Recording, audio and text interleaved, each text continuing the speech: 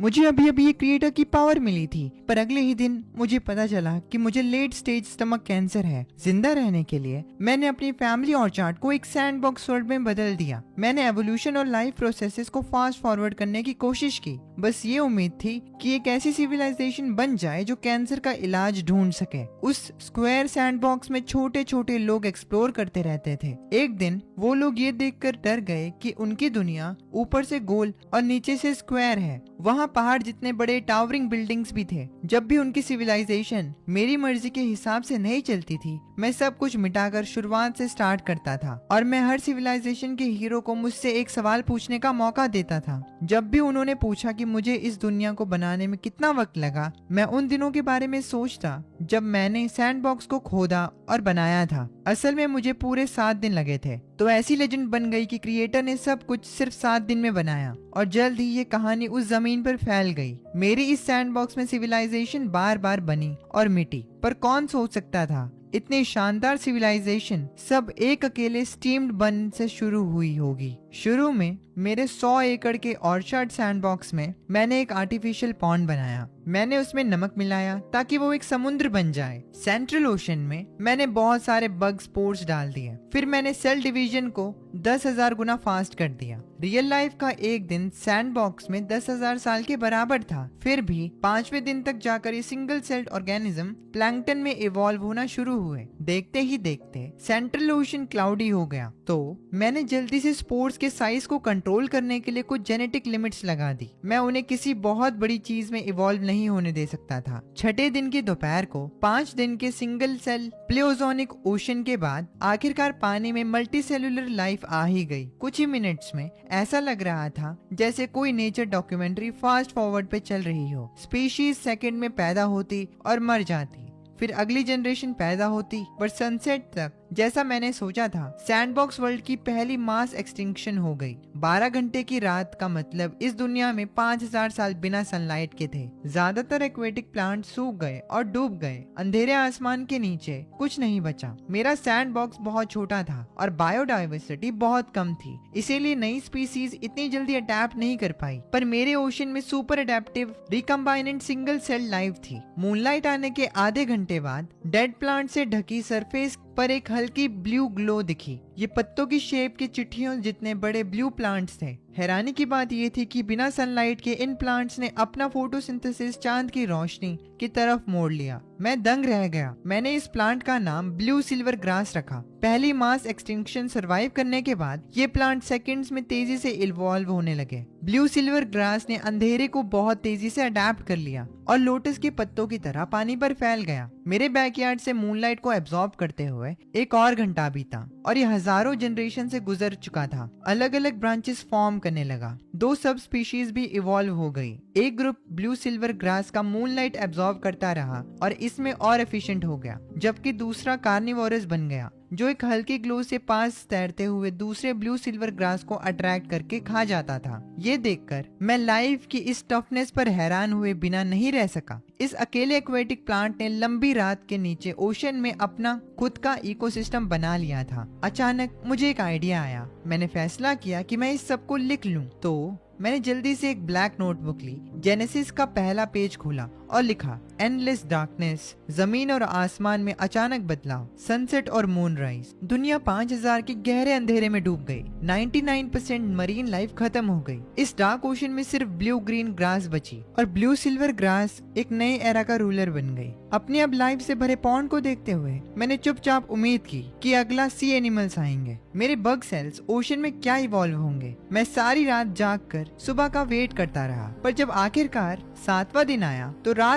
रात में फलने फूलने वाले सारे ब्लू सिल्वर ग्रास तेजी से मुरझा गए। उन्हें हल्की मूनलाइट की आदत थी और अब वो ऐसे डूब गई जैसे जल गए हो। एक ही पल में ब्लू सिल्वर ग्रास को मास एक्सटिंक्शन झेलना पड़ा। दोपहर तक डेड प्लांट्स के बीच एक और ब्लू टिंट धीरे धीरे जिंदा हो गया। ये एक 5 पॉइंटेड स्टार की शेप का ब्लू सिल्वर ग्रास था। ये म्यूटेट हो चुका था। ये इस एक्सटेंशन से बच निकलने में कामयाब रहा ताकि स्ट्रॉन्ग सनलाइट को अडेप्ट कर सके। ये जनरेशंस तक इवॉल्व होने लगा और कुछ ही मिनट्स बाद ये ब्लू सिल्वर ग्रास मर गया। अनगिनत नई जनरेशन को जन्म दिया और धीरे धीरे ब्लू से ब्लैक और ब्लू स्टार शेप्ड ग्रास के समुद्र में बदल गया। मैं बहुत इम्प्रेस हुआ। मैंने इसका नाम पर्पल सन ग्रास रखा। अपनी ब्लैक नोटबुक के दूसरे पेज को पलटते हुए मैंने आगे लिखा, द लाइट सेज एरा। अचानक बदलाव, मून सेट, सन रोज, 5000 साल की कड़कती धूप। डार्क सेज एरा के रूलर्स ब्लू सिल्वर ग्रास ज्यादातर एक्सटेंट हो गए, जबकि वीकर पर्पल सन ग्रास तेजी से ऊपर आए। इस एज के नए रूलर्स बन गए। 7वें दिन रात हुई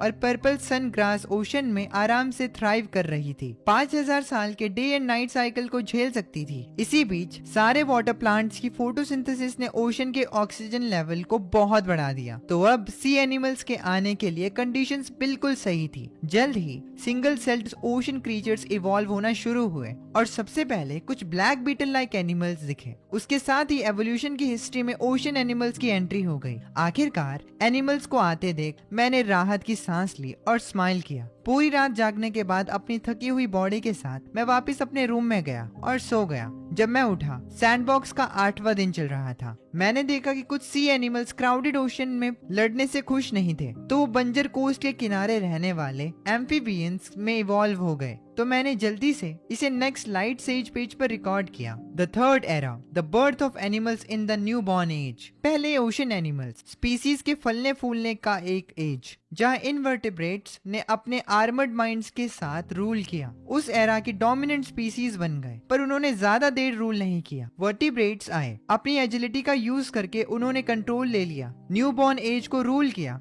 वो समुद्र से बाहर निकले एक लंबी डायनेस्टी पे राज करने के लिए। ये लिखने के बाद मैंने चुपचाप अपनी ब्लैक नोटबुक बंद करी। हालांकि बंस लैंड क्रीचर्स में इवॉल्व होने वाले थे, पर मुझे कोई आइडिया नहीं था कि इंटेलिजेंट लाइफ को इवॉल्व होने में कितना वक्त लगेगा। कोई नहीं कह सकता था कि और कितना टाइम लगेगा। तो मेरे दिमाग में एक नया आइडिया आया। मैंने अपना थोड़ा सा खून डालने का सोचा, पर वो बहुत रिस्की लगा। संभल कर मैंने पहले दूसरे डीएनए के साथ टेस्ट करने का फैसला किया। मैं एक कॉलेज रिसर्च प्रोजेक्ट का बहाना बनाकर जू चला गया। मैंने एक गोरिल्ला का ब्लड सैंपल खरीदा। जब मैं ऑर्चिड वापस गया तो पूरा 100 एकड़ का मिनिएचर सैंडबॉक्स पहले ही एक छोटा इकोसिस्टम बन चुका था। पहाड़ और नदियां हरियाली से भरी हुई थी। प्लेन्स में हर तरह के अजीब पेड़ थे। नदियों में जानवर तैर रहे थे। मैं इस बड़े 100 एकड़ के टेस्ट फील्ड में घुसा। मैंने आखिरकार एक बीटल शेप्ड क्रिएचर को चुना और उन्हें सिर्फ 1 स्क्वायर मीटर के एक फ्रेश टेस्ट प्लॉट में रख दिया। मैंने टाइम को एक्सेलरेट करने के लिए स्टार ब्लड इंजेक्ट किया। जो भी ब्लड रिजेक्शन सरवाइव नहीं कर पाए वो मर गए। सिर्फ 2 दिन में करोड़ों बीटल्स मर गए। बचने वालों में से मैंने एक छोटा सा बैच चुना जिसमें ब्लड फ्यूजन सबसे ज्यादा था और उनका नाम चोंग्स रखा। चोंग्स दिखने में इंसानों से बहुत मिलते जुलते थे, पर इंसानों से अलग। उनकी पीठ पर एक राउंड ब्लैक आर्मर उगता था, ब्लैक जेड चोंग्स। इसे पूरे 2 दिन लगे, जिसका मतलब 100 एकड़ सैंडबॉक्स के लिए 20,000 साल बीत चुके थे। कुछ पावरफुल स्पीसीज सामने आई। पेड़ बादलों को छूने लगे। बहुत सारी जाइंट स्पीसीज पैदा हुई। इसका मतलब सैंडबॉक्स एक टेरिफाइंग जुरासिक एरा में एंटर कर चुका था। जिन सबसे बड़े जानवरों के सर पर ब्लैक डिस्क थी, वो मेरी सेट की हुई साइज लिमिट तक पहुंच गए थे, करीब एक बिल्ली के साइज के। मैंने अपने डेवलप किए हुए चोंग ट्राइब को सैंडबॉक्स के साउथ साइड में एक हरे भरे कैनियन में छोड़ दिया। मैं देखना चाहता था कि इस एरा में चोंग्स कैसे सरवाइव करेंगे। तो मैंने टाइम फ्लो को 1 डे = 100 ईयर्स सेट कर दिया। अगली सुबह जल्दी मैं सीधा उन बग्स को चेक करने सैंडबॉक्स के पास भागा। मुझे हैरानी हुई कि उनके पास पहले से ही प्रिमिटिव क्लैंस थे और वो एक साथ रहते थे और एक बेसिक लैंग्वेज भी डेवलप कर ली थी। पर मुझे जिस बात की फिक्र थी वो ये थी कि वो बहुत वीक थे। आज के जानवरों के सामने उनके 20,000 साल पुराने एंशिएंट जीन्स कुछ भी नहीं थे। मैं बस खड़ा होकर देख नहीं सकता था कि जिन चोंग्स को मैंने इतनी मेहनत से बड़ा किया वो एक्सटिंक्ट हो जाएं। तो मैंने उन्हें सिविलाइजेशन का स्पार्क देने का फैसला किया। मैंने अपनी कॉलेज की छुट्टियों के दौरान ऑनलाइन एक मिनिएचर पाइन बॉन्साई ऑर्डर किया और एक ultra fine alloy great sword बनाई जो एक सुई से बस थोड़ी सी मोटी थी। दोनों ही बहुत परफेक्शन से बनाए गए थे। जब तक वो आए 1.5 दिन निकल चुका था, जिसका मतलब चोंग्स के लिए 150 साल। अब सैंडबॉक्स में चोंग ट्राइब लगभग खत्म हो चुकी थी, ऑलमोस्ट एक्सटिंक्ट। फिर भी मुझे थोड़ी खुशी महसूस हुई। इस एज में 150 साल बिना खत्म हुए निकाल लेने का मतलब था कि उनमें पोटेंशियल था। तो मैंने टाइम वापस नॉर्मल सेट कर दिया और सैंडबॉक्स में एंटर किया। चोंग ट्राइब अब बर्बाद हो चुकी थी। हर तरफ लाशें थी। भागो, हम यहाँ छुप नहीं सकते, डार्क क्लॉ आ रहा है, कुछ मेल चोंग्स ने बोला। औरतों और बच्चों को भागने को कहा, जबकि उन्होंने बड़े बीस्ट क्लब्स घुमाए और आगे कुछ डार्क बीस्ट की तरफ चार्ज किया। जिन बीस्ट को डार्क क्लॉज कहा जाता था कहा, हमें जिंदा रहना होगा। औरतें और छोटे चोंग्स भाग गए। उनके चेहरों पर निराशा थी। वो भागने के आदी हो चुके थे, पर जो मेल्स आगे चार्ज कर रहे थे वो पहले ही डार्क क्लॉक का खाना बन चुके थे। खून हर तरफ बिखरा था। मैंने ये सीन दूर से देखा और थोड़ी सिंपैथी फील की। इस प्रिमिटिव ट्राइब में इतने सारे मर गए। जैसे ही मैंने आगे कदम बढ़ाया, भागने वालों को जमीन हिलती हुई महसूस हुई। उस एंशिएंट वाइल्ड जंगल में अनगिनत जानवर पैनिक में आ गए। जानवरों के झुंड भागने लगे। पहाड़ और नदियां फ्लैट हो गई। कुछ स्ट्रॉन्ग क्रीचर्स को तो रिएक्ट करने का टाइम भी नहीं मिला और वो ऊपर से कुचले जाकर मर गए। मैं जल्दी से भागते हुए चोंग सोल्जर्स तक पहुंचा और उनकी बॉडीज खा रहे डार्क क्लॉज के ऊपर पैर रख दिया और उन्हें आसानी से कुचल दिया। चोंग्स मुझे देखकर हैरान थे। वो पीछे मुड़े और उन्होंने देखा उस टावरिंग बींग को बादलों तक पहुंचते हुए, जैसे कोई एंशिएंट जायंट आसमान को चीर रहा हो। वो चिल्लाए और वहीं गिर पड़े। मैं उनकी भाषा समझ सकता था, पर मुझे उनके शौक की परवाह नहीं थी। आखिरकार उनके लिए मैं क्रिएटर था।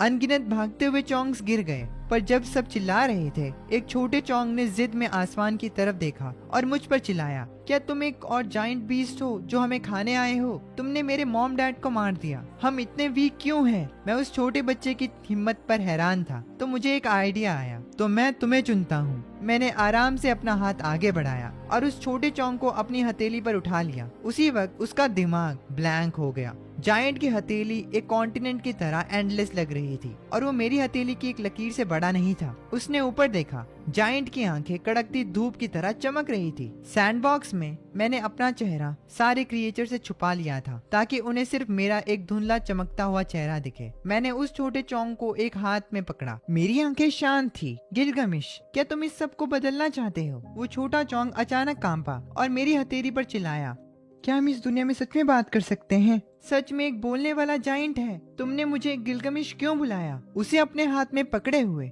मैं उसे अपनी आंखों के पास लाया और शांति से जवाब दिया, नाम विजडम की पहचान होती है। मेरी हथेली पर खड़ा गिलगामेश अचानक एक्साइटेड हो गया। हम कम्युनिकेट कर सकते हैं। हम दोनों के पास इंटेलिजेंस है। तुम हमें बचाते क्यों नहीं? तुम इतने स्ट्रांग हो, इतने ग्रेट हो। ट्राइब को नहीं पता था कि मैं असल में क्या हूँ। उन्हें लगा मैं एक स्मार्ट बीस्ट हूँ और मेरा उन्हें एक्सप्लेन करने का कोई इरादा नहीं था। गिलगामेश को हथेली पर पकड़े हुए मैं पहाड़ों और नदियों के ऊपर से चला, चलते हुए पेड़ों और जानवरों को कुचलता गया। मैंने उस छोटे चोंग को अपनी हथेली से नीचे देखने को कहा। मेरी आवाज बूम करती हुई आसमान में गूंजी, देखो इस दुनिया का हर एक क्रीचर बराबर है। तुम भी किसी दूसरे प्लांट या एनिमल की तरह हो। मैं सिर्फ तुम्हें क्यों बचाऊं? क्या सिर्फ इसीलिए क्योंकि तुम्हारे पास इंटेलिजेंस है? गिलगामेश के पास कोई शब्द नहीं थे। फिर वो डिस्पेयर में चिल्लाने लगा, तो फिर हमसे बात करने का क्या फायदा? कोई तुम्हें नहीं बचाएगा। किसी से उम्मीद मत रखो कि वो आकर बचाएगा। सिर्फ तुम अपने आप को बचा सकते हो, पर मैं तुम्हें सिविलाइजेशन के टूल दे सकता हूँ ताकि तुम खुद को बचाओ। गिलगामेश मेरी हथेली पर खड़ा था, डर और नर्वसनेस से नीचे देख रहा था। बादलों से देखने का ये उसका पहला एक्सपीरियंस था। इस जाइगेंटिक जमीन और पहाड़ों को देखना, नदियां और घाटियां उसकी आंखों के नीचे घूम रही थी। अनगिनत जानवर जायंट के पैरों के नीचे भागते और गुर्राते थे। एक ऐसा मंजर जो सच में एपिक और ओवरवेलमिंग था। ऊपर से क्या शानदार और फैंटास्टिकल व्यू है। ऐसी टेरिफाइंग पर एडमायरेबल पावर होना। वो कांपते हुए बोलने लगा, सिविलाइजेशन क्या है? मैंने कभी नहीं सोचा था कि इस नई रेस को सिविलाइजेशन कैसे एक्सप्लेन करूं। तो मैंने थोड़ी देर सोचा और अपना जवाब दिया, सिविलाइजेशन एक स्पार्क है। इसकी नॉलेज और ऑर्डर और खुद को बचाने के लिए विजडम से आने वाली ताकत, स्ट्रेंथ, ग्रेट पावर। इस चीज को सुनकर गिलगामेश जैसे ख्यालों में खो गया। मैंने उसे अपने कंधे पर बिठाया और कैनियन वापस चल दिया। फिर मैंने अपने बैकपैक से वो टाइनी सिल्वर पाइन जो ऑनलाइन खरीदा था उसे निकाला और मिट्टी में लगा दिया। ये सिर्फ एक 60 सेंटीमीटर का सिल्वर पाइन था, पर इस मिनिएचर जमीन के लिए ये एक एंडलेस डिवाइन ट्री था जो बादलों को छू रहा था। ऊपर से देखने पर धुंध घूम रही थी और जाइगेंटिक घुमावदार कैनोपी दूर तक फैली थी। अगर तुम्हें सिविलाइजेशन की पावर चाहिए तो मुझे अपनी करेज दिखाओ। इस डिवाइन ट्री पर चढ़ो। ये मेरी तरफ से तुम्हारे लिए एक ट्रायल है, विजडम और ब्रेवरी का ट्रायल। बोलते हुए मैंने एक कस्टम जाइंट मेटल स्वॉर्ड और कैरोसिन में भीगी हुई एक माचिस पेड़ के बेस पर टांग दी। फिर सोचकर मैंने टॉप पर टर्माइट जीन्स वाला एक कैप्सूल रख दिया। ये पहले के एक्सपेरिमेंट से आया था, चोंग युआन रेस बनाने का एक बायो प्रोडक्ट। मेरी बूम करती आवाज आसमान में फिर गूंजी। ये सिविलाइजेशन के 3 खजाने हैं। पहला, द स्वॉर्ड ऑफ जजमेंट, ये सिविलाइजेशन को प्रोटेक्ट करने का वेपन है। जमीन पर फैली वाइल्ड ब्रीड्स के खिलाफ जो स्पीसीज पावर के लिए टूल्स यूज करती हैं, उन्हें इंटेलिजेंट बीइंग्स कहा जाता है। दूसरा, टॉर्च। अपनी भटकती लपटों के साथ ये आग को मास्टर करने का ब्रिज है। आग को मास्टर करना ही सिविलाइजेशन की शुरुआत है। तीसरा, द ब्लड ऑफ पावर। सिर्फ सबसे बहादुर वॉरियर्स ही इसे झेल सकते हैं। ब्लड ऑफ पावर के बैप्टिज्म से बचो और तुम्हें ऐसी ताकत मिलेगी जिसका कोई मुकाबला नहीं। फेल हुए तो मारे जाओगे। अगर तुम अपने लोगों की किस्मत बदलना चाहते हो तो मशाल बुझने से पहले डिवाइन ट्री पर चढ़ो, सिविलाइजेशन के तीनों खजाने हासिल करो। उसके बाद मैंने आराम से उस यंग चोंग युआन को जमीन पर रख दिया। फिर जब वो आश्चर्य से देखने लगा, मैं पहाड़ों के ऊपर से चलकर निकल गया। जैसे ही मैं ऑर्चर्ड के बाहर निकला, मैंने तुरंत सैंडबॉक्स का फ्लो 100 टाइम बढ़ा दिया। तो वो छोटी माचिस जो सिर्फ कुछ सेकंड्स जल सकती थी, सैंडबॉक्स के क्रिएचर्स के लिए दिनों तक जलती। उसके बाद मैंने अपने टेलीस्कोप का यूज किया और डिवाइन ट्री के नीचे का सीन क्लियरली देखा। यंग गिलगमिश ने डिटर्मिनेशन के साथ पेड़ पर चढ़ना शुरू कर दिया। मेरे लिए उसके मूवमेंट बस एक ब्लड थे। वो कुछ सेकंड्स में अनगिनत बार गिरा, फिर वापस चढ़ता रहा। 10 सेकंड्स या उसके आसपास वो आखिरकार ट्री टॉप पर पहुंच गया। पर असल में सैंडबॉक्स में गिलगमिश के लिए उसे याद नहीं था कि वो कब से चढ़ रहा था या कितनी बार फेल हुआ। डिवाइन ट्री के टॉप पर हरे भरे क्राउन पर खड़े होकर गिलगमिश ने तलवार ऊपर उठाई। ऐसा लग रहा था जैसे कुछ कह रहा हो, फिर जल्दी से वापस एक ब्लर बन गया और पेड़ से नीचे उतर गया। मैं क्यूरियस था तो मैंने अपनी क्रिएटिव पावर का यूज करके ट्री टॉप का सीन रिप्ले किया। गिलगमिश को पेड़ पर जीत हासिल करते देख स्वॉर्ड ऑफ जजमेंट को अपने सर के ऊपर उठाते हुए उसने नीचे के क्रिएचर्स और सीनरी को देखा। उसकी पीठ का ब्लैक आर्मर चमक रहा था। उसका डिटरमाइंड चेहरा कॉन्फिडेंस से भरा था और इक्वल विजडम थी। एक दिन हम उस वाइज जाइंट बीस्ट की तरह बनेंगे। हर क्लैंसमैन डिवाइन पावर से भरा होगा, अनगिनत बीस्ट को डरा कर भगाने के काबिल। मैं अपने लोगों को टॉप पर ले जाऊंगा और इस जमीन पर सिविलाइजेशन का स्पार्क फैलाऊंगा। एंशिएंट डिवाइन ट्री के टॉप पर ये पल हमेशा के लिए अमर हो गया। लाखों साल बाद इस जमीन पर एक वक्त में फ्लोरिशिंग पर फ्लीटिंग एंशिएंट यनली डायनेस्टी हुआ करती थी। लोगों ने आर्कियोलॉजी के थ्रू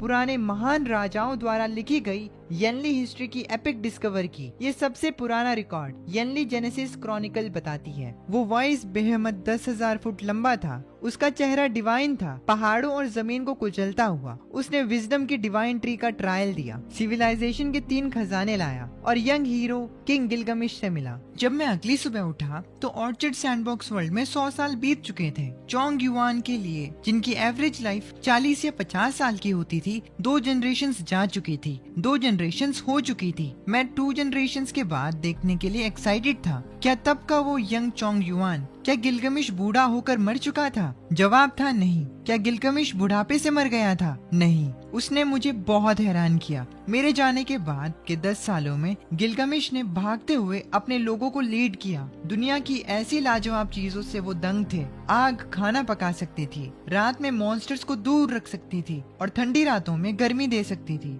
कोई शक नहीं कि वाइज जाइंट बीस्ट ने कहा था, आग सिविलाइजेशन की शुरुआत का मार्क है। वो स्वॉर्ड ऑफ जजमेंट इस आदि मानव जमीन का सबसे इनविंसिबल वेपन था। उस शार्प ब्लेड के साथ गिलगमिश ने अनगिनत वाइल्ड बीस्ट को मारा, अपने लोगों को जिंदा रखा और आखिरकार उन्हें पलट कर वार करने की पावर दी। दूसरे डेकेड में दूसरा गिलगमिश अपनी जवानी से आगे निकल चुका था। 30s में आकर वो स्ट्रॉन्ग और लंबा हो गया, अपनी काइंड का सबसे ग्रेट हंटर, जिसे उसकी ट्राइब ने हीरो किंग नाम दिया। उसने जमीन को जलाकर उपजाऊ बनाने के लिए आग का भी यूज किया और प्रिमिटिव फार्मिंग शुरू की। वो एरोगेंट, प्राउड और ओवरबियरिंग था। दुनिया उसके आसपास घूमती थी। वाइज जाइंट बीस्ट ने उसे तीनों ट्रेजर्स सौंपे थे। उसे क्लीनली पता था कि सिविलाइजेशन, हिस्ट्री और नॉलेज को पास ऑन करने का नाम है, तो उसने ब्रेवली अपनी रेस की हिस्ट्री को रिकॉर्ड करने के तरीके बनाए, यूनिफॉर्म स्क्रिप्ट इन्वेंट की, नई भाषा बनाई। उसे लगता था कि वो सिविलाइज्ड वर्ल्ड बनाने वाला पहला वाइज बीइंग है,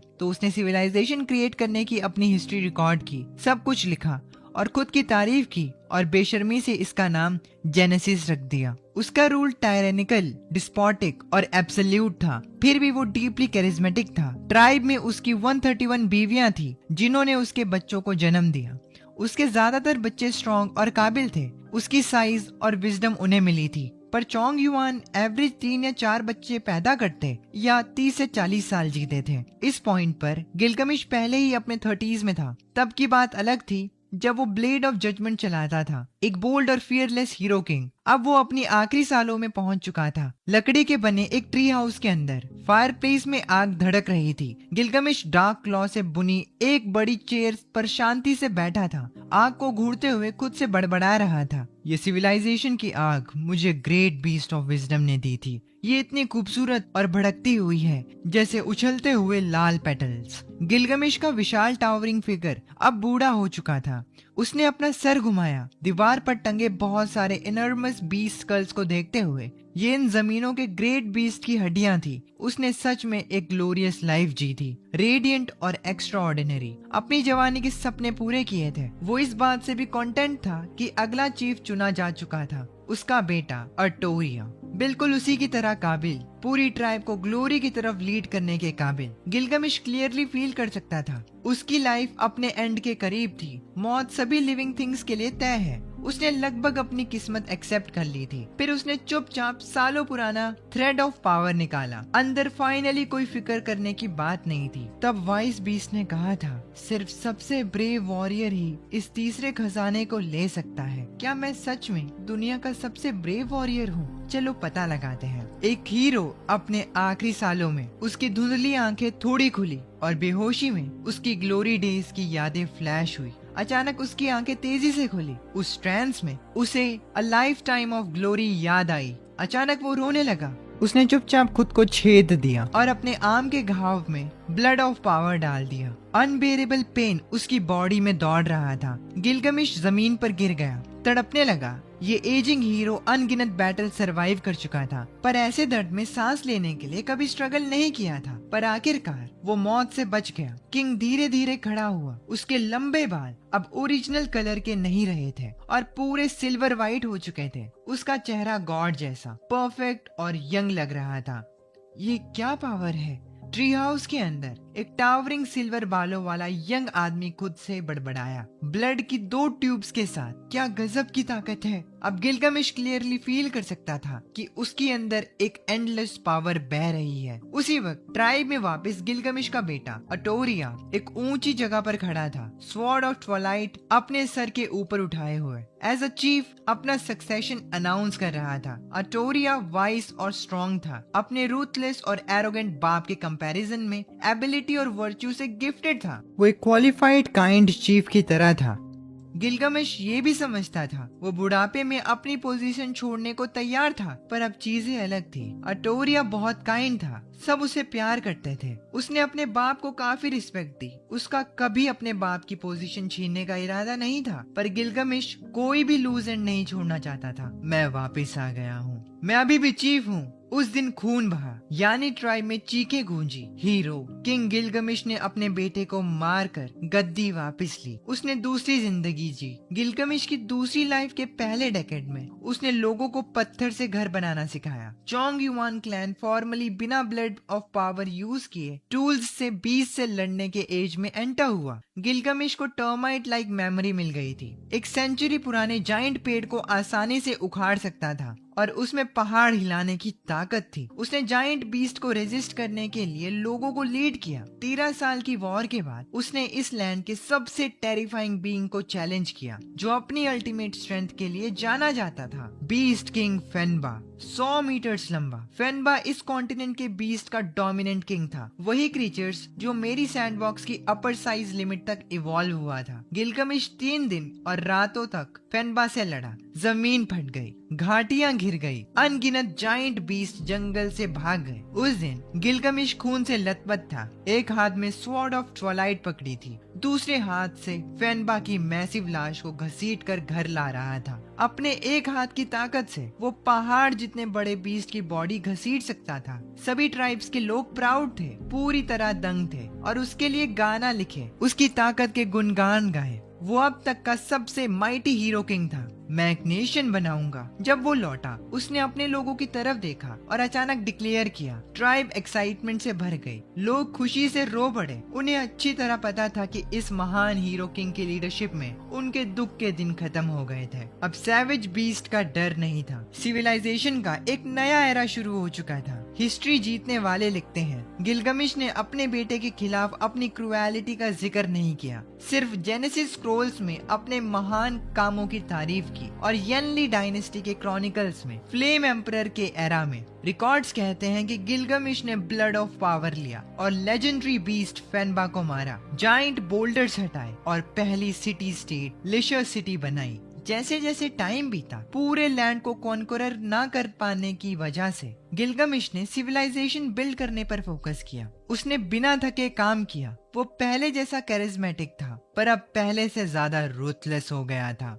उसने करेंसी इन्वेंट की, लैंग्वेज परफेक्ट की, सिटीज बनाई, पर लोगों को स्टेटस के हिसाब से बड़ी बेरहमी से रैंक भी किया। उसने नेशन के रिसोर्सेस वेस्ट किए, बहुत से वॉरियर्स को दुनिया का एज एक्सप्लोर करने भेजा। वो लोगों का ग्रेट हीरो किंग था, पर एक पूरा टायरेंट भी था। यानी डायनेस्टी का ईयर 87। गिलगमिश अब 127 साल का था। लिशर किंग सिटी पहुंच गया। मिलियंस में टेरिफाइंग पॉपुलेशन, अनगिनत गुलामों का यहाँ ट्रेड होता था। एक ग्लैडिएटर अरीना भी बनवाया गया। नोबल्स उस स्पिक स्पेक्टिकल को एंजॉय करते। पुरानी ट्राइब्स के लोग कब के मर चुके थे, सदियां बीत चुकी थी। उनके बच्चे और पोतों को अब अपने एंसेस्टर्स का हार्डशिप याद नहीं था। वो कंफर्ट में धीरे धीरे डिके हो गए, पर ओल्ड यनली किंग अभी भी स्ट्रॉन्ग था। लिशर किंग के हॉल के अंधेरे में एक लंबा हैंडसम आदमी सफेद हड्डियों के थ्रोन के सामने शांति से खड़ा था। उसके ठीक बगल में legendary sword of Twilight, Yanli के महान राजा,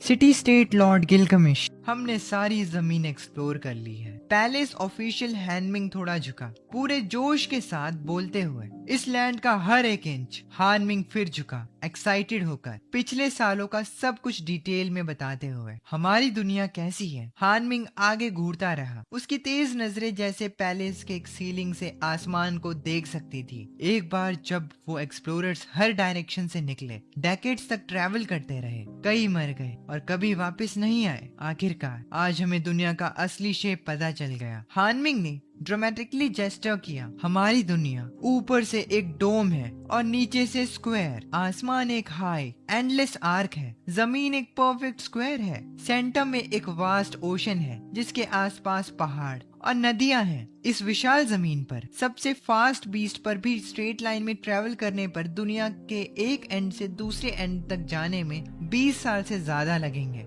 गिलगमिश थ्रोन पर चुपचाप बैठा रहा, फिर बोला, ठीक है, तुम जा सकते हो। जी माय लॉर्ड। हानमिंग उठा और चला गया, फिर अचानक रुका, पीछे मुड़कर अपने किंग को एडमिरेशन से देखने लगा। इस महान हीरो किंग ने उन्हें केव से बाहर निकाला, ट्राइब बनाई, फार्मिंग से टूल्स की एज तक ले गया और फिर सिटी स्टेट एरा तक। उसने सबसे फियरसम बीस्ट किंग 100 मीटर्स के फेनबा को मारा और एक के बाद एक सिविलाइजेशन को गाइड किया। 30 साल से भी ज्यादा पहले हानमिंग बस एक जवान वॉन्डरर था जिसे किंग ने पैलेस बुलाया और सिटी स्टेट का मैप्स बनाने का ऑर्डर दिया। और 30 साल बाद वो अपना टास्क पूरा करके लिशर किंग सिटी वापस आया। अब वो कोई जवान नहीं था, बल्कि एक कांपता हुआ बूढ़ा जिसकी आंखें धुंधली थी और वो ज्यादा दिन नहीं जिएगा। पर योर मैजेस्टी अभी भी बिल्कुल पहले जैसे हैं। बुढ़ापे का कोई नामो निशान नहीं है। वो गिलगमिश की तरफ पलटा और कहने लगा, आप सच में महान राजा हैं। हानमिंग की बॉडी कांप रही थी, उसकी आंखें डिवोशन से जल रही थी। अब 100 साल से ज्यादा हो चुके हैं एंड किसी को नहीं पता कि गिलगमिश कितना स्ट्रॉन्ग है। शायद फ्यूचर में किसी दिन ये इमॉर्टल, कभी ना मरने वाला राजा यनलिंग लोगों को सिविलाइजेशन के नए एज में ले जाएगा। हमारी दुनिया, गोल आसमान, चौकोरी जमीन। जब पैलेस आखिरकार खाली हो गया, गिलगमिश को वो बातें याद आई। उसने गहरी सांस ली। उसने अपने बगल में रखी ह्यूज स्वॉर्ड को हल्के से छुआ, उस साथी की तरह जो हमेशा से उसके साथ रहा था। मैंने टॉर्च की पावर को मास्टर कर लिया है और मैं ब्लड ऑफ पावर को पूरी तरह समझता हूँ, पर स्वॉर्ड ऑफ सेपरेशन दुनिया छान मारी पर ये कभी नहीं मिली। ये आखिर बनी कैसे थी? गिलगमिश सच में हैरान लग रहा था। वो स्वॉर्ड ब्लेड छोटा है, ये कैसा मटेरियल है? ये किस जाइंट बीस्ट की हड्डियां हैं? या शायद किसी और एज का कोई खोया हुआ क्राफ्ट। अफसोस, ये दुनिया अभी भी रियल दुनिया नहीं है। मैंने सैंडबॉक्स में कभी कोई ओर्स नहीं छुपाए थे, तो सिविलाइजेशन यहाँ हमेशा के लिए स्टोन एज में ही फंसी हुई है। दुनिया को लेकर उनकी समझ में उन्हें कभी मेटल का शब्द नहीं पता चलेगा। इस दुनिया के लिए ये चमकती, कभी ना टूटने वाली चीज मिस्टीरियस और वन ऑफ अ काइंड थी। उन्होंने दुनिया के एंड तक सर्च किया, पर उस वाइज ग्रेट बीस्ट को फिर कभी नहीं ढूंढ पाए जो सालों पहले आया था। इतना पावरफुल और यूनिक उन्होंने दुनिया के किनारों तक ढूंढ लिया, फिर भी उस वाइज एंशिएंट बीस्ट का कभी पता नहीं लगा। वो वाइज बीस्ट आखिर रहता कहाँ था? बीस्ट सिविलाइजेशन हमारी इमेजिनेशन से परे है। ये स्वॉर्ड ऑफ सेपरेशन जो मुझे गिफ्ट की गई थी सच में एक खजाना है, पर इस तलवार ने जिसने पूरी सिविलाइजेशन बनाई वो एक वार्निंग भी लगती है। ये पावर जिसे सिविलाइजेशन कहते हैं, मैं इसका बस एक हिस्सा समझता हूँ, बाकी सब अननोन है। जैसे इस स्वॉर्ड के बनने का सीक्रेट, ये मुझे डर का एहसास दिलाती है। स्वॉर्ड ऑफ सेपरेशन मेरे ऊपर एक ब्लेड की तरह लटकती है। ये मेरे सर के ठीक ऊपर लटक रही है, किसी भी सेकंड गिर सकती है और मेरी जान ले सकती है। सिविलाइजेशन की ये पावर वाकई में आपको सपना दिखाती है। गिलगामेश अपने थ्रोन पर ऐसे बैठा था जैसे सदियों से सो रहा कोई शेर। उसकी आंखें दूर कहीं देख रही थी। अचानक उसे एक 100 साल से भी पहले का वक्त याद आया। वहाँ वो विशाल टावरिंग फिगर था, पहाड़ों जितना लंबा, एक सुपर जाइंट, शाइनिंग ऑरा से ढका हुआ, बॉर्न सेक्रेट। अपने बड़े हाथों से उसे पकड़े हुए जब वो छूता था, सारी जमीन के ऊपर से देखते हुए और उसे सिविलाइजेशन के 3 खजाने सिखाते हुए, वो उसे कभी नहीं भूलेगा। ये उसके दिमाग में क्रिस्टल क्लियर है, जैसे कल की ही बात हो। पर अफसोस, मेरी जिंदगी फिर खत्म हो रही है। पावर ऑफ स्टडी करना अब मेरे लिए बेकार है। मैं तीसरी लाइफ जीना चाहता हूँ। ग्रेट वाइज बीस्ट, मैं तुम्हें दोबारा देखना चाहता हूँ। पर अफसोस, उस वक्त मैं अपने नेबर की छोटी बहन के साथ गप्पे मार रहा था और खाना खा रहा था। मैंने गिलगामेश की प्रेयर नहीं सुनी। अगर मैं सुन भी लेता तो उसको जवाब नहीं देता। जो भी जिंदगियाँ ओल्ड एज की वजह से खत्म होती हैं, उनका वक्त तय होता है, कोई हमेशा के लिए नहीं जीता। गिलगामेश पहले ही असली लाइफ जी चुका था, जिसकी मुझे भी जलन होती है। जिंदगी भर की ग्लोरी, हर किसी ने उसे रिस्पेक्ट की नजर से देखा। अब उसके पास रिग्रेट करने के लिए बचा ही क्या था? पर मैंने फिर भी जिंदा रहने के लिए गिलगामेश की चाहत को अंडर एस्टिमेट किया। एक बार मरने का दौर और रिबर्थ झेलने के बाद उसे मौत से पूरी तरह डर लगता है। ये हीरोइक किंग एक और लाइफ चाहता था, कैपिटल से दूर। ईयर 102, गिलगामेश 142 ईयर्स का। ये लेजेंडरी किंग पहले ही किसी नॉर्मल ह्यूमन की 3 जिंदगियां जी चुका था, पर उसके चेहरे पर बुढ़ापा आने लगा था। वो शॉक था। उसके गुस्से ने पूरे देश को हिला दिया। उसने सबको ऑर्डर दिया कि वाइस बीस्ट को ढूंढना शुरू करे और हर तरह के टैलेंटेड लोगों को पोशंस बनाने और डार्क मैजिक रिसर्च करने के लिए बुलाया। एक टाइम के लिए जंगलों में बहुत सारे वाइल्ड बीस्ट का शिकार किया गया। उनके सारे पार्ट्स एक्सपेरिमेंट्स के लिए यूज किए गए। द डार्क लॉ, जो कभी हर जगह होता था, लगभग खत्म कर दिया गया। हिस्ट्री इस टाइम को एरा ऑफ टायरेंट स्टेट्स कहती है। 13 साल बाद एक कोर्ट सॉर्सरर ने लंबी उम्र का एक पोशन बनाया। उसने काम किया और गिलगामेश और ज्यादा जिया, पर जल्द ही वो उसके लिए रेजिस्टेंट बन गया। इसे कुछ बार यूज करने के बाद इसने काम करना बंद कर दिया। गिलगामेश फिर से मौत की तरफ खिसकने लगा। मौत सभी क्रिएचर्स के लिए आती है,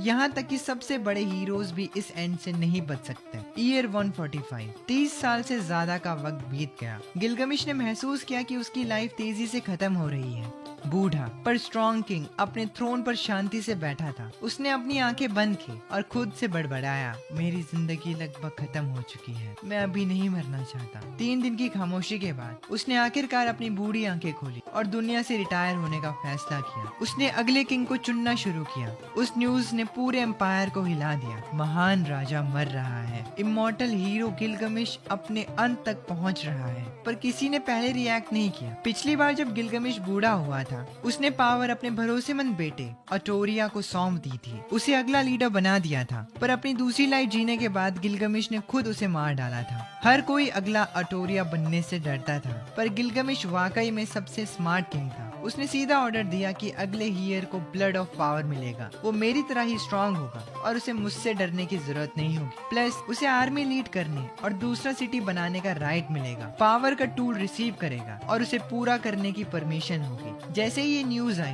पूरा देश शॉक था। Merchants, slaves, commoners, nobles, craftsman सब पैलेस की तरफ भागे। पर आखिर में ट्रायल्स के बाद भी ज्यादातर ब्लड ऑफ पावर को रिजेक्ट करने की वजह से मर गए। सिर्फ फॉरेस्ट वॉरियर लिकोडू और नोमैड कमांडर रैंडल ही एक्चुअली ब्लड लेने के बाद सरवाइव कर पाए। वो जिंदा रहे और दोनों ने एक सिटी स्टेट बनाई। अब ब्लड ऑफ पावर्स वाले 2 ईयर्स होने की वजह से वो एक साथ रूल करने वाले थे। मरते हुए गिलगमिश की जगह लेने वाले थे। वो अगली यैनले सिविलाइजेशन को लीड करेंगे। सिविलाइजेशन गिलगमिश के साथ शुरू हुई थी, पर वो उसके साथ खत्म नहीं हो सकती। यानी डायनेस्टी का ईयर 175। 3 किंग्स ने एक साथ रूल किया। उन्होंने एम्पायर को एक मानकर चलाया। यानले सिटी स्टेट अपने ऑल टाइम हाई पर था। अचानक गिलगमिश को सच में मौत का एहसास हुआ। उसने अपने फाइनल स्ट्रगल शुरू किया। उसने सभी क्राफ्ट्समैन को बुलाया और मार्टर किंग हॉल से भी ज्यादा शानदार एक टेम्पल बनवाया, द वाइज पीस टेम्पल। इस विशाल पत्थर के मंदिर में एक जाइंट गॉड का टावरिंग स्टैचू खड़ा था, शाइनिंग और एंडलेस।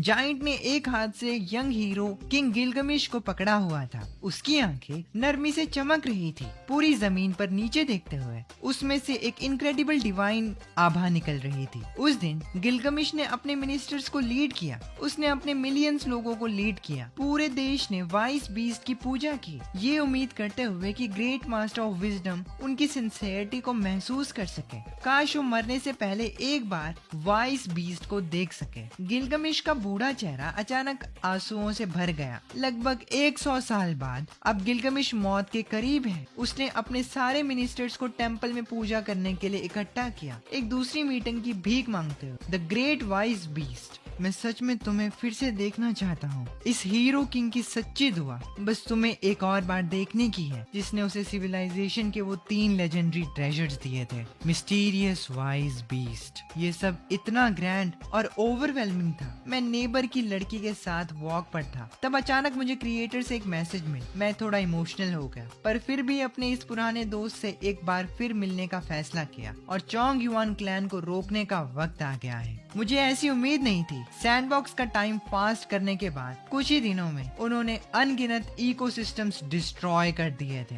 इतनी सारी स्पीसीज एक्सटिंक्ट हो गई। ये सब सिर्फ गिलगमिश के इमॉर्टैलिटी के सपने के लिए हुआ। मैंने सैंडबॉक्स का टाइम वापस नॉर्मल किया और बोल्डनेस के साथ उस दुनिया में कदम रखा। सैंडबॉक्स के क्रिएचर्स के लिए जमीन थोड़ा हिलने लगी। पहाड़ और नदियाँ, यहाँ तक कि समुद्र भी हिले हुए से लगे। पेड़ कुचले गए, घाटियों में बड़े बड़े फुटप्रिंट्स दिखे और जंगल में अनगिनत जानवर अपनी जान बचाकर भागे। धीरे धीरे पूरी मार्टर सिटी भी हिलने लगी। क्या शहर गिरने वाला है? उस वक्त गिलगमिश उस पत्थर की मूर्ति की पूजा करने में अपने लोगों को लीड कर रहा था। अचानक उसे कुछ महसूस हुआ। इस हीरोइक ओल्ड किंग के थके हुए चेहरे पर पहली बार बच्चों जैसी खुशी आई। 200 साल बाद वो ग्रेट वाइस लॉर्ड जिसे मैंने बचपन में देखा था, वो वाइस बीस्ट जिसने मुझे सिविलाइजेशन के 3 गिफ्ट्स दिए, आखिरकार वापस आ गया। मैंने मिलियंस लोगों की उस जाइंट सिटी को देखा। थोड़ा हैरान था। सच कहूँ तो मेरे लिए वो बस एक बास्केटबॉल कोर्ट जितनी बड़ी थी, पर उन छोटे चोंग युआन्स के लिए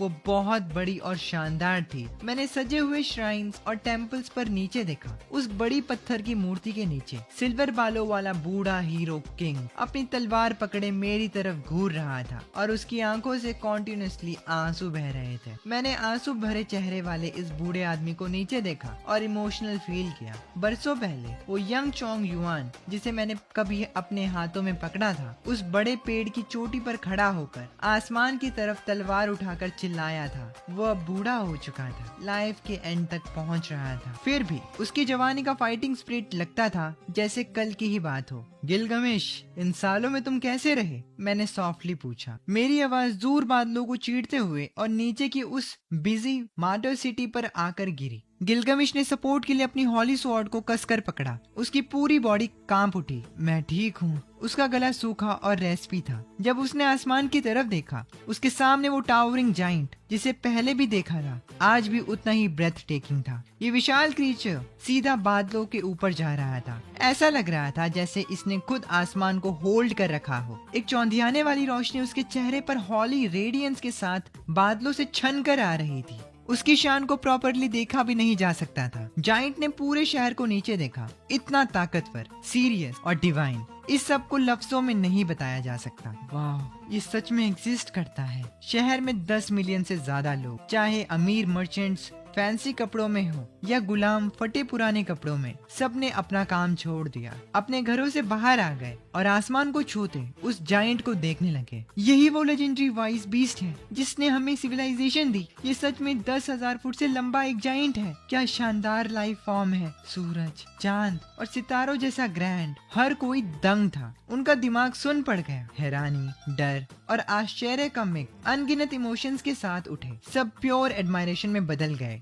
गिलगमिश ने अपने मिनिस्टर्स के चेहरों पर यही चीज नोटिस की और हंसने से खुद को रोक नहीं पाया। उसे याद आया पहली बार जब उसने वाइस बीस्ट को देखा था। उसने बिल्कुल वही ऑ फील किया था। कुछ देर खामोशी के बाद गिलगमिश ने अपनी आंखों में चाहत लिए ऊपर देखा। वाइस बीस्ट, जो लेगेसी तुमने मुझे 100 साल से पहले दी थी, मैंने आसमान में ऊंचाई पर उसे पूरा कर दिया है। मुझे लगा जैसे मैं टाइम ट्रेवल कर रहा हूँ। जायंट की आवाज बादलों से आई, नीचे सब तक पहुँचती हुई। तुम्हारे अचीवमेंट्स फ्लेम एम्परर की हिस्ट्री में रिकॉर्ड किए जाएंगे। जेनेसिस की बुक में तुम यंगलिंग सिविलाइजेशन की हिस्ट्री के पहले ग्रेट हीरो किंग हो गए। आने वाली पीढ़ियां तुम्हारे लिए गाना गाएंगी। गिलगमिश, मरने के बाद सदियों तक की ग्लोरी एपिक स्टोरीज में जिंदा रहेगी। मुझे वो नहीं चाहिए। गिलगमिश एक्साइटेड हो गया। तो फिर तुम्हें क्या चाहिए? मैं तुम्हारी तरह हमेशा जिंदा रहना चाहता हूँ। गिलगमिश ने ऊपर टावरिंग जायंट की तरफ देखा जिसमें पूरी लॉन्गिंग थी। मैं सब कुछ छोड़ने को तैयार हूँ, कोई भी कीमत चुकाने को। प्लीज मुझे इमॉर्टैलिटी का राज दे दो।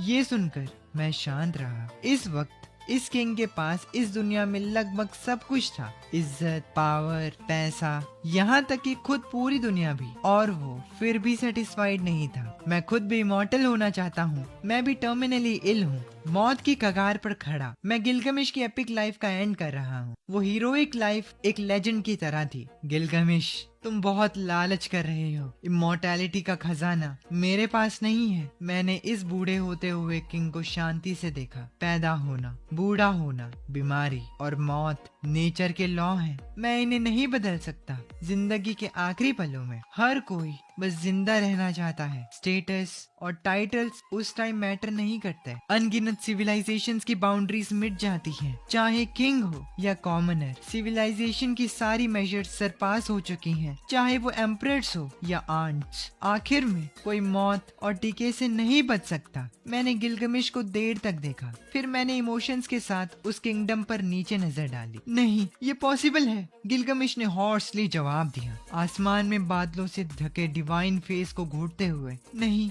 तुम मुझसे झूठ बोल रहे हो। तुम कर सकते हो, तुम पूरी तरह कैपेबल हो। उसकी गेज मुझे छेड़ रही थी। एक टावरिंग माउंटेन जैसे मैजेस्टिक, उसकी बिल्ड एक बोल्डर जैसी स्ट्रॉन्ग। 200 साल से ज्यादा बीत चुके थे। ताकत का खून पीने के बाद भी वो बूढ़ा हो गया था, पर टाइम ने कभी इस ग्रेट जायंट पर अपना निशान नहीं छोड़ा। उसके लिए टाइम कल जैसा लगता है। उसकी आंखों में वाइज बीस्ट इमॉर्टल है। क्या इनक्रेडिबल पावर है, कितनी जलन पैदा करने वाली लॉन्गेविटी। गिलगमिश के होठ कांपे। उसने अचानक अपना सर पीछे किया और दहाड़ा, तो तुम इसीलिए आए क्योंकि मैंने तुम्हें बुलाया था मेरी मौत का तमाशा देखने के लिए। एक मामूली तरस खाने वाली जिंदगी, डर और कांपते हुए मरना। गिलगमिश, मैं यहाँ तुम्हें विदा करने आया हूँ।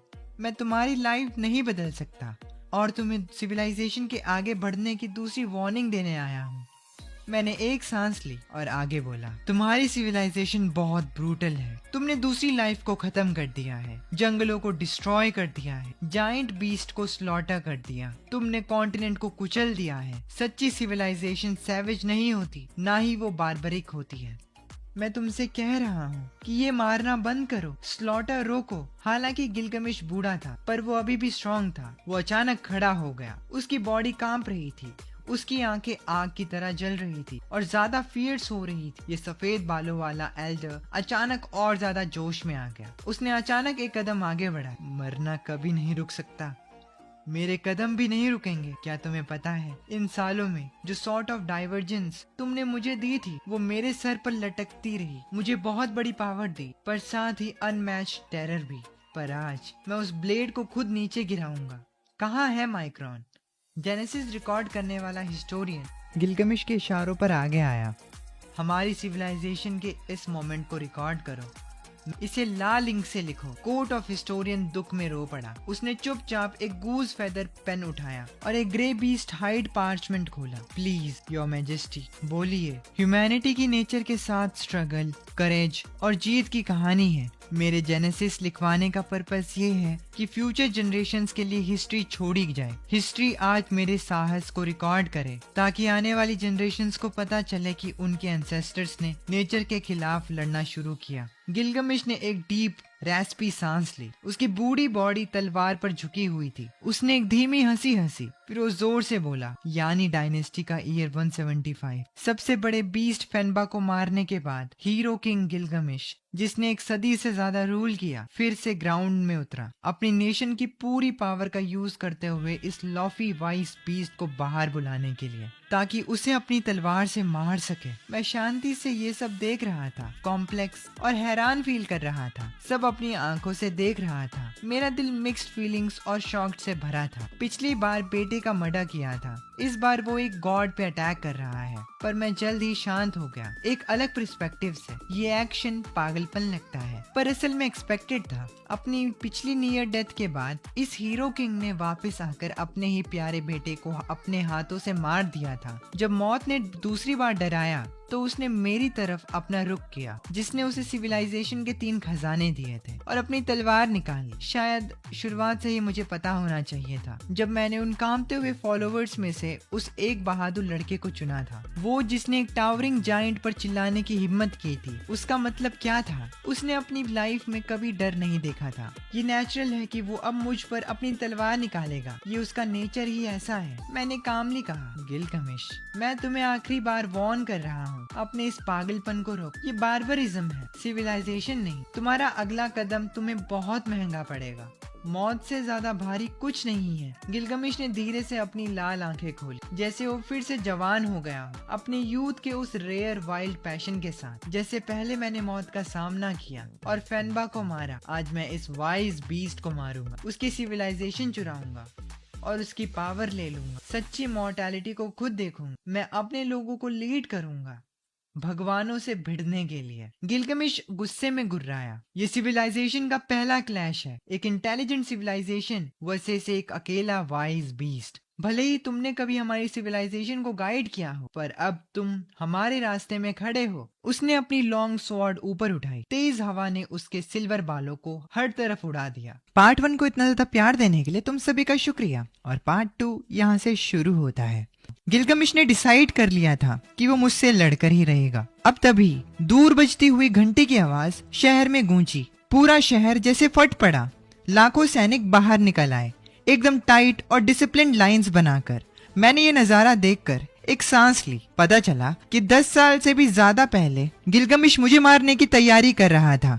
आज उसने मुझे बाहर निकाल ही लिया। अगर मैं उसकी शर्तें नहीं मानता तो वो अपने लोगों के साथ मुझे मारने आता। चालाक और बहादुर। इस हिसाब से देखा जाए तो वो सच में एक महान तानाशाह था। उसी वक्त दूर मैदानों के एक मेगा सिटी में नॉमैड जनरल रैंडल शांति से महल के सामने खड़ा था। इतने दूर होकर भी वो बादलों को छूते उस विशाल जाइंट को देख सकता था। कितना शानदार और परफेक्ट लाइफ फॉर्म था। रैंडल दंग था। उसकी आंखें फटी की फटी रह गई। अगर गिलगमिश के सख्त राज में एलाइज ढूंढने की बात ना होती तो वो ताकत का वो कीमती खून किसी और के साथ क्यों बांटता? ये सब आज के ही दिन की तैयारी थी। रैंडल ने अचानक अपनी लंबी तलवार निकाली, अपना मैदानी योद्धा वाला जज्बा दिखाया। वो जोर से चिल्लाया, मार्च! इतिहास इस महान पल को याद रखेगा, यानी डायनेस्टी साल 175, यानी लोग इस वाइज बीस्ट को मारेंगे। अमर खून पिएंगे और जीत कर वापिस आएंगे। वहीं दूसरी तरफ कैपिटल के पास सैक्रेड ट्री के सबसे ऊपर, जो कभी आसमान छूता एक प्राचीन पेड़ था, जहाँ सिविलाइजेशन के 3 खजानों का ट्रायल हुआ था, अब उस प्राचीन पेड़ पर एक हरा भरा फॉरेस्ट सिटी बसा हुआ है। उस सैक्रेड ट्री की चोटी पर फॉरेस्ट वॉरियर लिकोडू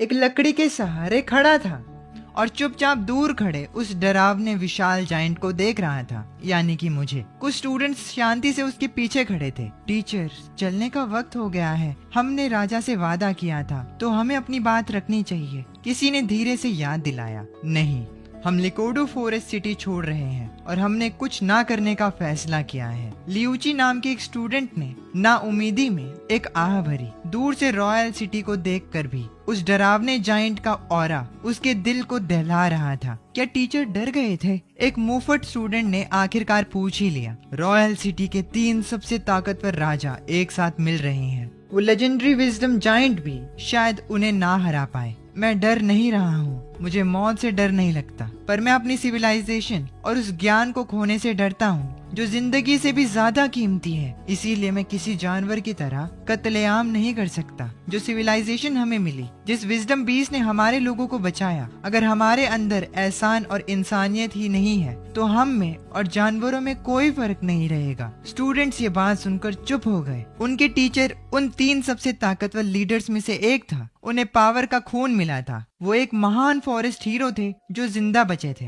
पर अब उन्होंने ऑर्डर्स ना मानने का फैसला किया था। मैं वॉर में जाने से इनकार करता हूँ। मेरी ये बात सुनकर मेरे एक स्टूडेंट को गुस्सा आने लगा, लेकिन तभी मैंने उससे कहा, ये इतना बड़ा गुनाह है कि अगर हिज मैजेस्टी जीत गए तो मेरा सर काट दिया जाएगा। मेरा सर रॉयल हॉल में ले जाना। मैं ऑर्डर्स ना मानने का गुनहगार हूँ। हिज मैजेस्टी के जुल्म को उनके रूल के खिलाफ सबूत की तरह यूज करना, मेरा तो मरना तय था ही। ये सब मेरा ही आइडिया था। कृपया रॉयल सिटी को बख्श देना। अगर विजडम बीस जीत जाता है तो मेरा सर उसके सामने पेश करना, उस महान जाइंट से माफी की भीख मांगना, ताकि उसे पता चले कि हमारे पास अभी भी सिविलाइजेशन के असली वारिस हैं, सिर्फ खूंखार जंगली नहीं। उसे रिक्वेस्ट करना कि वो हमारी नस्ल को पूरी तरह से खत्म ना करे, उम्मीद की एक किरण छोड़ दे। टीचर लिकोडू उस सैक्रेड ट्री पर खड़ा हुआ, शांति से अपने हाथ फैलाए, एक पल के लिए चुप रहे और फिर खुद को तैयार किया। खून बहा। उन्होंने अपने खुद के स्टूडेंट को कहा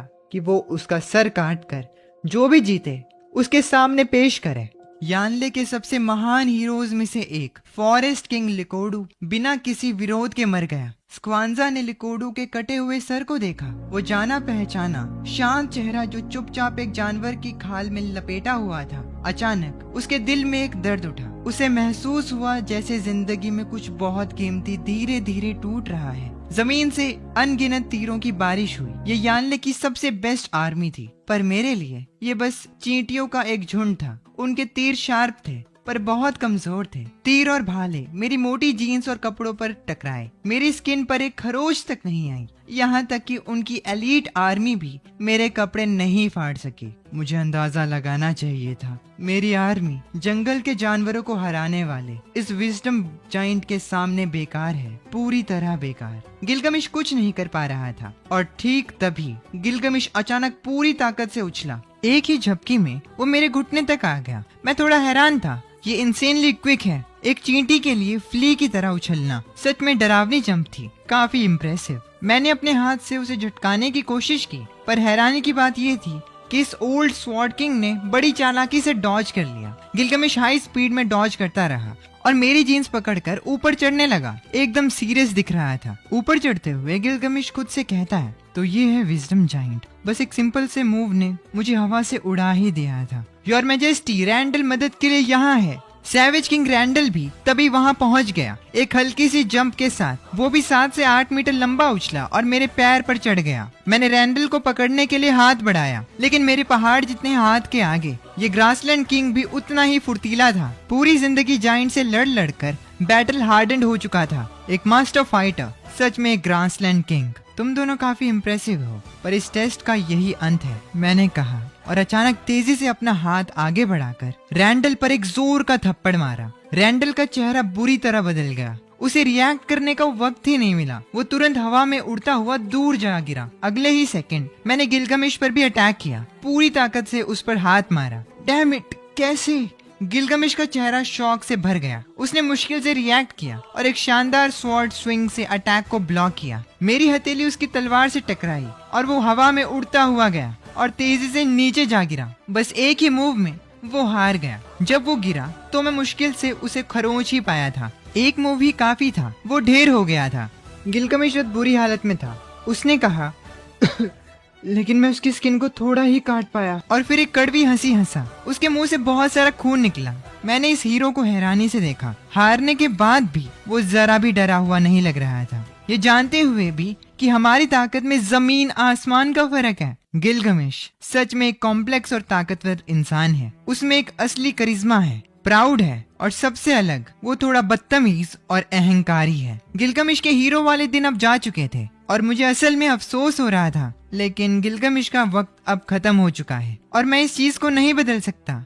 दूसरी ओर रैंडल के मुंह से भी खांसी करते वक्त खून निकल रहा था। उसकी छाती तेजी से ऊपर नीचे हो रही थी। आसमान में जायंट को देखते हुए उसकी आंखों में अभी भी डर नहीं था, क्योंकि उसने शुरू से ही मौत को कबूल कर लिया था। एक योद्धा मौत से कभी नहीं डरता। उसने बस एक उदास हंसी हंसी। तो ये है गैप, हम असल में किससे लड़ रहे हैं? उसकी बात सुनकर मैंने उससे पूछा कि अब तुम्हें पछतावा हो रहा है? मेरा पूरा शरीर गोल्डन रोशनी से चमक रहा था। मैं साइज में विशाल, बादलों को छूता हुआ, बिल्कुल किसी प्राचीन जायंट की तरह, मिस्टीरियस और मैजेस्टिक। और दूसरी तरफ ये लोग। मेरी बात सुनकर गिलगमेश ने जवाब दिया, पछतावा नहीं, ये बस एक चॉइस थी। गिलगमेश के मुंह से खून निकल रहा था। उसी वक्त यानी लोगों ने हार मान ली। विजडम जायंट के सामने उन्हें अपनी औकात पता चल गई।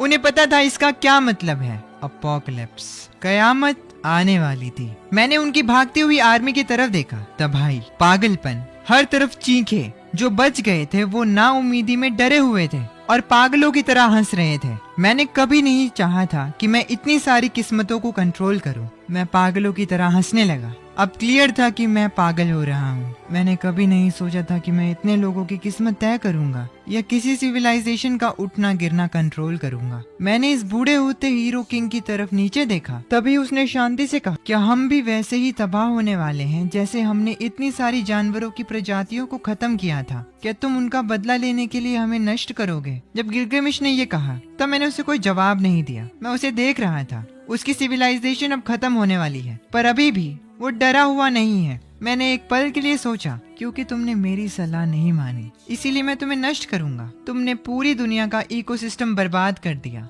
और बहुत सारी स्पीसीज खत्म कर दिया। मैं तुम्हें ऐसे ही मल्टीप्लाई होने नहीं दे सकता। मेरी बात सुनकर गिलगमेश एक सुकून की हंसी हंसा। उसने कहा, सालों पहले तुमने मुझे बताया था कि सिविलाइजेशन क्या है। क्या अब तुम मेरे कुछ आखिरी सवालों का जवाब दे सकते हो? हमारा राजा असल में वाइज बीस्ट से सवाल पूछ रहा है। सभी लोगों ने अपनी सांस रोक ली। उस विशाल जायंट की तरफ ऊपर देखते हुए हवा कुछ सेकंड्स के लिए एकदम रुक गई थी। वो विशाल जानवर भी शांत था। अचानक एक गहरी भारी आवाज बादलों को चीरते हुए उस तबाह हो चुके शहीद शहर पर पड़ी। अपना सवाल पूछो गिलगमेश। उस पल दुनिया बिल्कुल शांत हो गई। खून से सनी जमीन पर सन्नाटा छा गया। भागते हुए सैनिक रुक गए, आसमान में उस जायंट को देखने लगे। गिलगमेश ने मुझसे पूछा, तुम हमें कैसे मिटाओगे? मैंने जवाब दिया, पानी से। मैं एक मैसिव फ्लड लाऊंगा जो इस पूरी सिविलाइजेशन को बहा देगी और तुम्हारा निशान मिटा देगी। जमीन तुरंत शांत हो गया। हर कोई डरा हुआ था, स्पीचलेस था।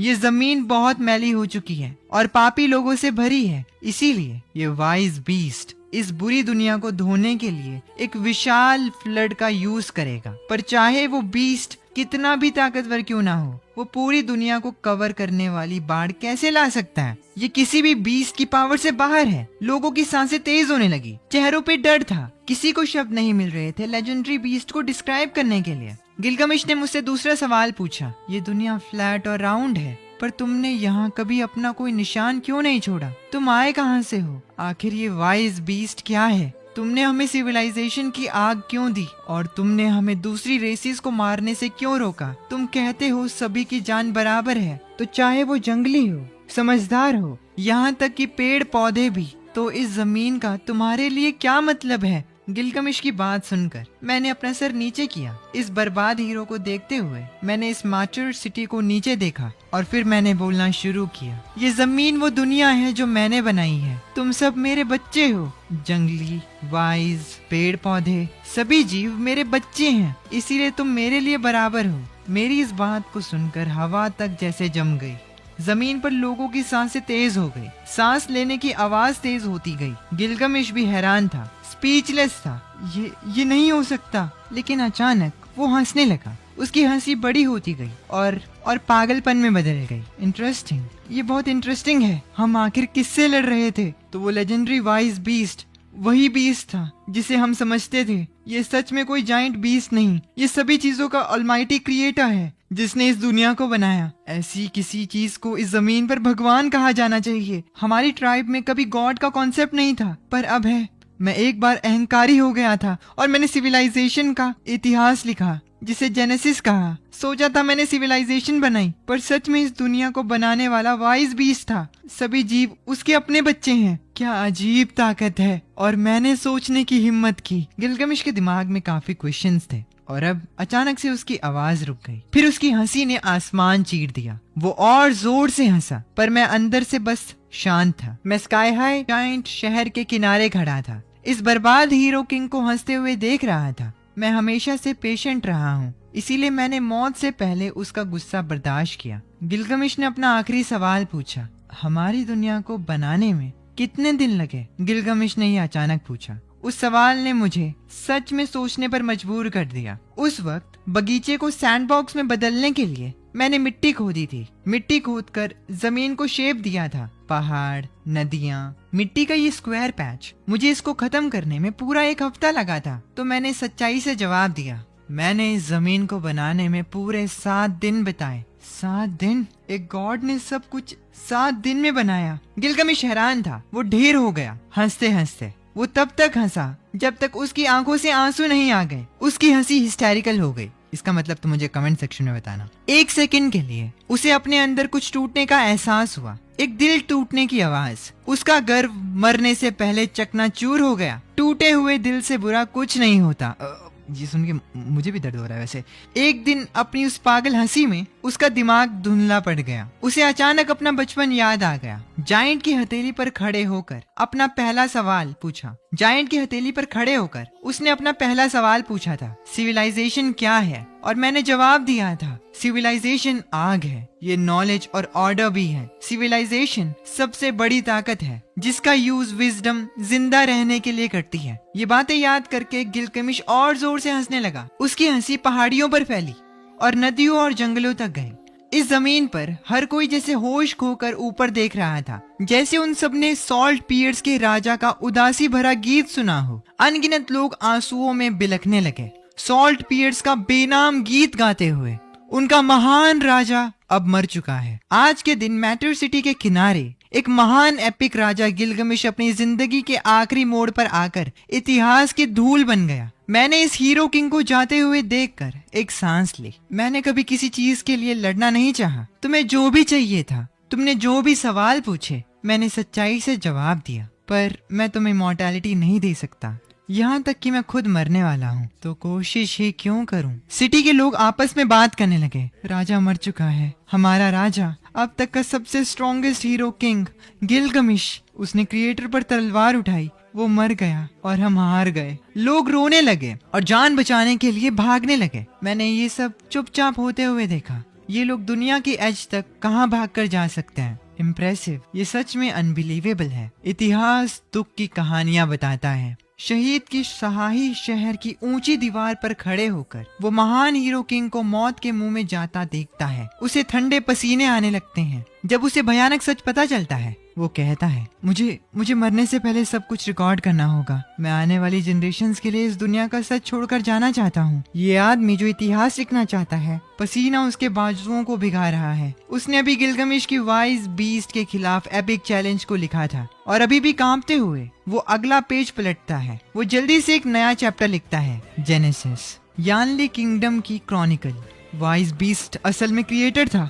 गिलगमिश बुढ़ापे में अहंकारी हो गया था। उसने क्रिएटर पर तलवार उठाने की हिम्मत की, डिवाइन ब्लड से इमॉर्टैलिटी पाने की कोशिश की आखिर में उसने गॉड्स को गुस्सा दिला दिया। गॉड्स ने ह्यूमैनिटी के गुनाह देखे, यान ने सिविलाइजेशन को नष्ट करने का फैसला किया और सभी लाइफ को मिटाने के लिए एक वर्ल्ड एंडिंग बाढ़ भेज दी। के लिए इतना ही। आई नो ये वीडियो थोड़ा छोटा था, लेकिन कुछ इश्यूज की वजह से फिलहाल लॉन्ग वीडियोस अपलोड नहीं कर पा रहा हूँ, लेकिन फ्यूचर में डेफिनेटली लॉन्ग वीडियोस भी आएंगे और जिन वीडियोस का पार्ट 2 पॉसिबल होगा उन्हें भी लाने की पूरी ट्राई करूंगा। तब तक इस चैनल से जुड़े रहना, कभी सब्सक्राइब करने के लिए फोर्स नहीं किया, लेकिन अगर वीडियोस पसंद आए हों तो सब्सक्राइब जरूर कर देना। अपना ध्यान रखना और अपने परिवार का भी। मिलते हैं बहुत जल्द एक नई वीडियो में। Thank you for watching.